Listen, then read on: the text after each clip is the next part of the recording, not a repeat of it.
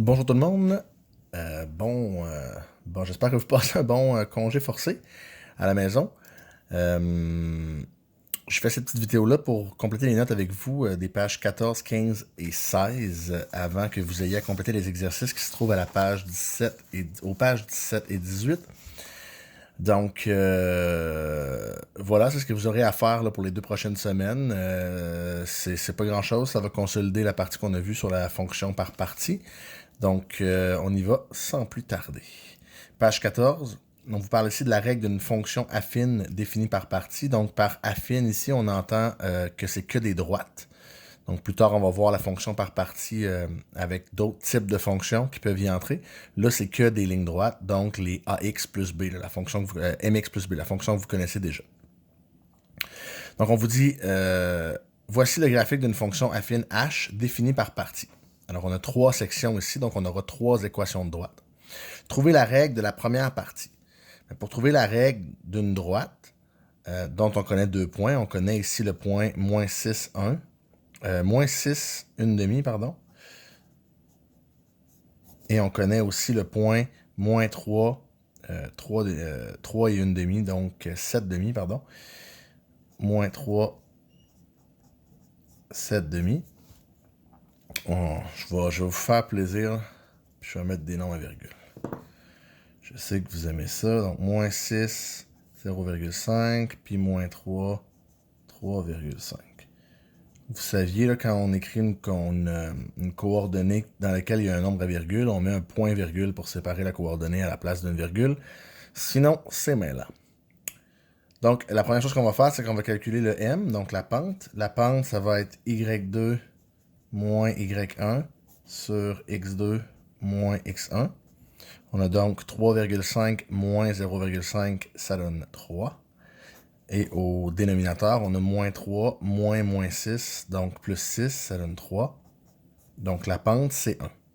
OK? Il n'y a pas beaucoup de surprises là. On aurait pu le voir juste à regarder les carreaux ici que la pente, c'était 1. OK? Mais bon, en le calculant, on est certain. Et pour trouver la valeur initiale, on va remplacer une des coordonnées dans l'équation suivante. On aura y est égal à x plus b. On va remplacer x et y par des points qu'on connaît. Donc, disons y égale 3,5, puis x égale moins 3. Donc, on va additionner 3 de chaque côté ici. Et on aura que 6,5 est égal à b. Donc, l'équation, c'est x plus 6,5. Ça, c'est l'équation de la première section aussi. OK? Donc, on aura une deuxième partie ici qui est très simple. C'est une équation, c'est une fonction de degré 0. C'est y est égal à 3,5. Celle-là, c'est simple. C'est y est égal à 3,5 tout le long. Il n'y a pas de variation. Donc, équation simple. Et la troisième, on va prendre les points qu'on connaît encore une fois. On a le point 3, 3,5. Et le point 6, moins 1. Donc, en calculant la pente, on obtient moins 1, moins 3 sur 6, moins 3,5. Ça donne moins 4 sur 2,5. Si on fait moins 4 divisé par 2,5, ça donne moins 8 sur 5, moins 8 cinquièmes, ça donne moins 1,6. Donc ma pente, c'est moins 1,6. Et pour trouver mon B, je sais que j'ai moins 1,6x plus B. Je vais remplacer y par moins 1, x par 6. Et je vais trouver mon B. J'ai donc moins 1 qui est égal à moins 1,6 fois 6. Ça fait moins 9,6 plus B. Et là, j'additionne 9,6 de chaque côté. Ça fait 8,6 qui est égal à B. J'ai donc mon équation ici qui est y est égal à moins 1,6x plus 8,6. Donc, j'ai ma première, ma deuxième, ma troisième équation. Je peux maintenant passer à la suite. Je vais les laisser ici, dans le haut de l'écran, mes équations, qu'on les retrouve. On demande d'écrire la règle de la fonction définie par partie. Ben, ma règle, ce sera f de x est égal à... Et là, je vais avoir une accolade parce que ça va être égal à 3 choses dépendant de mes valeurs de x. Donc, pour la première section, je vous rappelle, la première section qui allait ici de moins 6 à moins 3.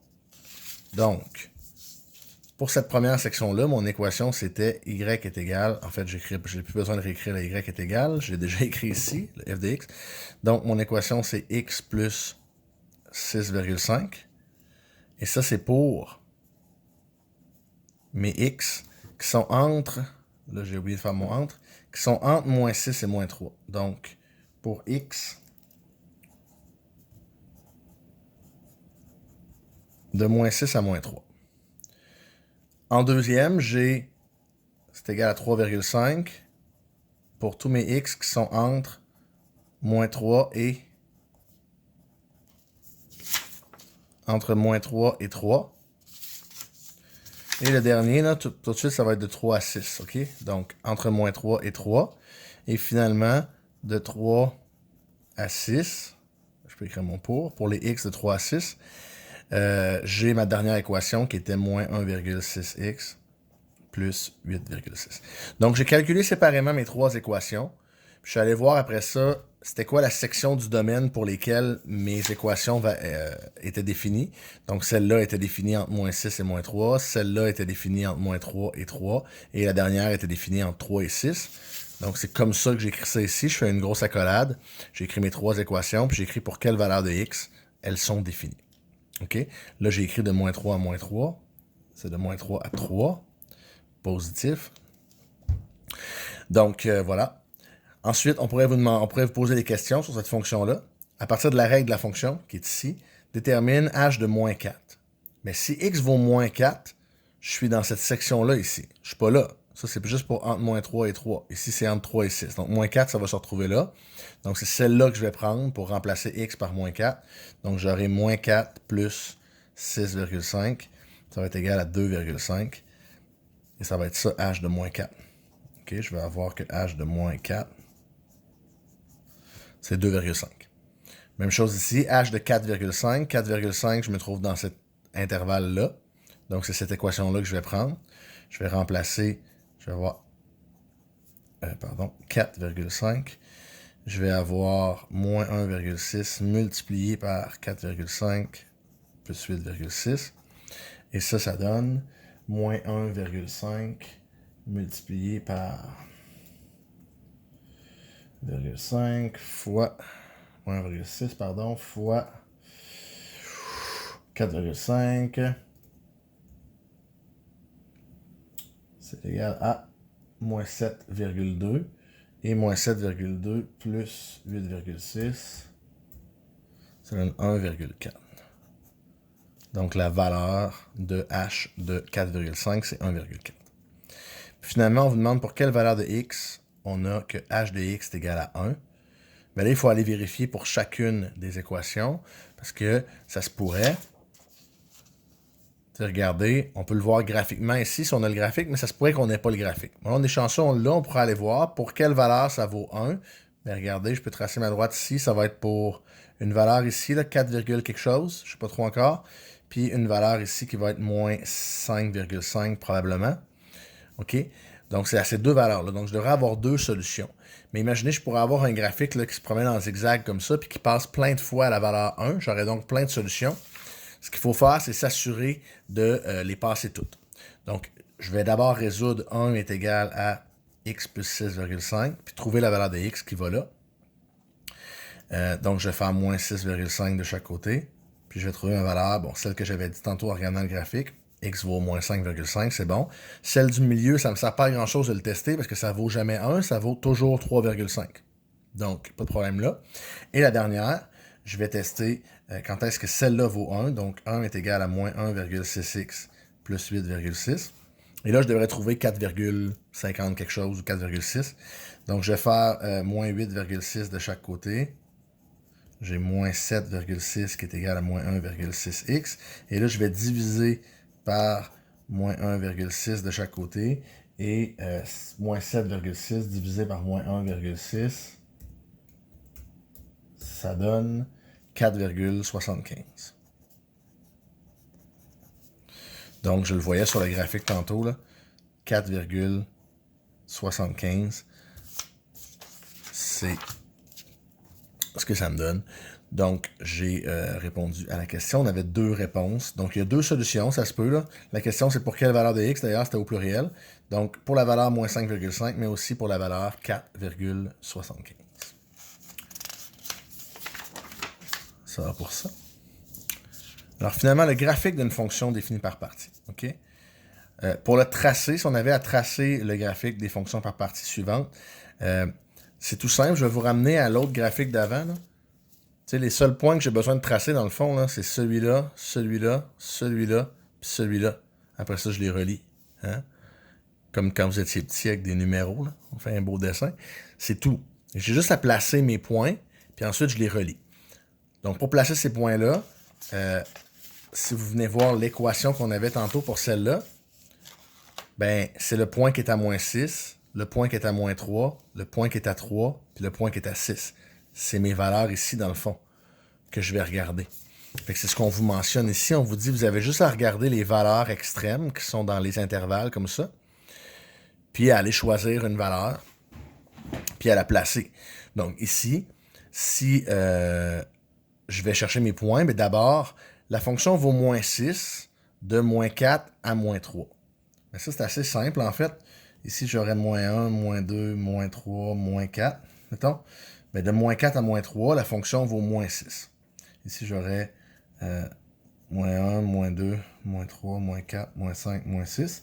Donc, de moins 4 à moins 3, la fonction vaut moins 6. Donc, à moins 4, ça vaut moins 6. Puis à moins 3, ça vaut moins 6. Donc, ces deux cas-là, c'est simple. Ici, à moins 3, ça vaut moins 6. Je viens juste de le calculer. Et à 2, ça vaut 2 fois 2, 4. Donc, 1, 2, 3, 4, 5, 6, 7, 8. Donc, à 2, ça vaut 2 fois 2, 4. Donc, 1, 2, 3, 4, ici. OK, je vais les écrire ceux-là aussi. Donc, je suis là ensuite. Et il me reste juste à prendre un point en haut de 2, parce qu'après ça, la fonction fait une droite jusqu'à l'infini, donc plus grand que 2. Donc, je vais y aller à 5, mettons. Quand ça vaut ici, là, il suffit de prendre une valeur plus grande que 2. N'importe laquelle. Parce qu'on n'a pas d'autre. Tu sais, on n'est pas entre 2 et quelque chose, on est 2 et l'infini. Je ne prendrai pas l'infini, c'est pas dans mon graphique, mais je peux prendre n'importe quoi, là, 4, 5, 6, 7, 8, 9, n'importe laquelle la gang. Je vais aller placer mon point. Fait que je vais prendre 5. Si je remplace par 5 ici, je vais avoir moins 3 fois 5, moins 15, plus 10, 5. OK? Pardon, plus 10, moins 5. Moins 3 fois 5, 15, plus 10, moins 5. Donc, à 5, je suis à moins 5. 1, 2, 3, 4, 5. Donc, ici. Et là, ce qu'il me reste à faire, c'est relier. Donc, je relie ici. Je relie ici. Et ici. Mais là, ici, on se souvient, pardon, j'ai failli faire l'erreur. Ça allait jusqu'à l'infini. C'était juste plus grand que 2. Donc, on va la poursuivre à l'infini. OK? C'est comme ça qu'on trace une équation de fonction définie par partie. C'est tout pour moi. J'espère vous voir bientôt et que vous vous portez bien. Si vous avez des questions, je suis disponible sur le document qui est en lien dans le plan de travail. Je vais essayer d'aller le voir le plus souvent possible dans la journée, comme mon horaire me le permet, mais au moins une fois par jour. Donc, si vous avez des questions, allez déposer ça là. Mettez des captures d'écran, prenez des photos, mettez-moi le plus possible pour que je puisse vous aider. Puis, je vais aller voir ça le plus souvent possible dans la journée. Bye bye!